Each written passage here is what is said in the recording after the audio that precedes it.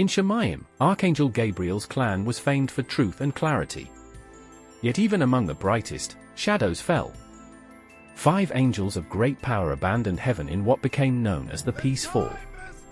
Their stories reveal how loyalty, envy, and rebellion reshaped destiny forever. First, we'll look at Paimon, the king who fell in peace. Paimon was once a mighty king angel, second only to Gabriel himself. His authority was unmatched, his presence radiant, but when Eligos grew furious at the 24 elders for allowing Lucifer and his angels to live freely in Alam-Chafshar, he ended their lawless existence. The Luciferians now own and live in a universe under no law. This is unacceptable.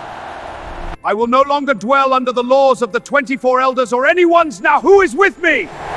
Eligos persuaded 10 kings, including his own master, Paimon, to depart Shamayim.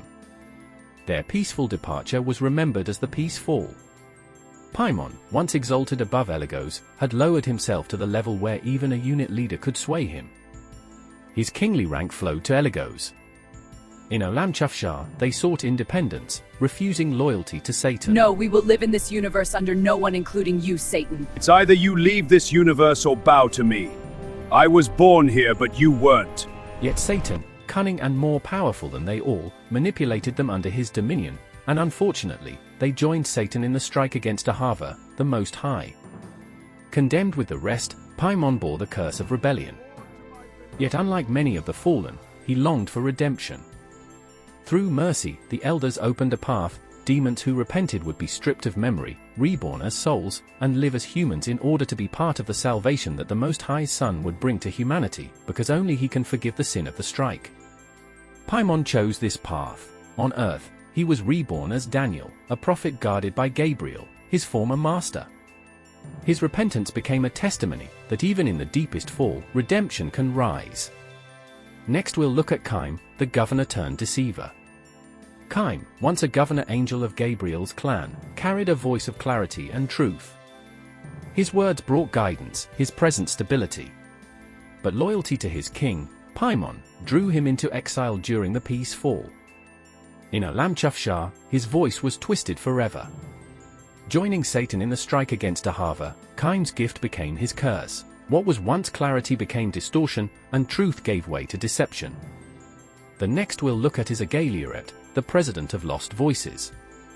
Agalieret was a president angel, born among the messengers who carried Ahava's words across Shamayim. His voice once brought revelation and direction, guiding countless angels. But when the Peace Fall swept 10 kings from heaven, Agalieret followed his own leader, Paimon, into rebellion. During the strike, he chose deception over duty, twisting divine communication into lies. Now, as a demon, he whispers half-truths that sound like guidance but lead souls astray. Beneath his corrupted voice lies only an echo of what he once was. And now we'll look at Eligos, the unit leader who rose as king. Eligos began as a unit leader, a servant of truth and light. But obsession with the fallen in Alam-Chafshar clouded his loyalty. He envied their freedom, and his fury at the elders drove him to persuade 10 kings, including Paimon, to abandon Shamayim. In the realm of the fallen, Eligos rose in power, inheriting Paimon's rank and becoming a king under Satan's dominion. Paimon! I am now your king! Not by battle, but by natural flow of authority. Gabriel's clan was famed for truth, and even as a demon, Eligos retained that trait. He became Satan's most trusted voice, speaking truth with a precision greater than many of Satan's own. His rise shows how corruption can twist loyalty into dangerous strength. Finally, we'll look at Valac, the loyal unit leader condemned.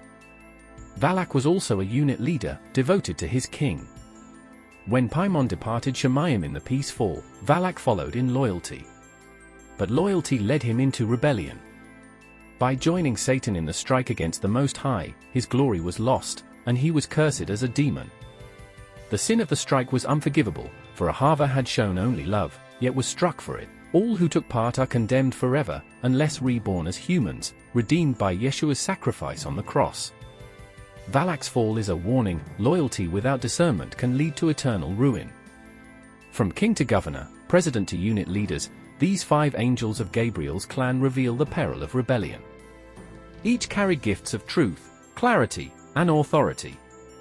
Each turned those gifts into weapons of deception. Their stories remind us that victory in Shamayim is not measured by conquest, but by purpose fulfilled. And when purpose is abandoned, even the brightest lights can fall into shadow.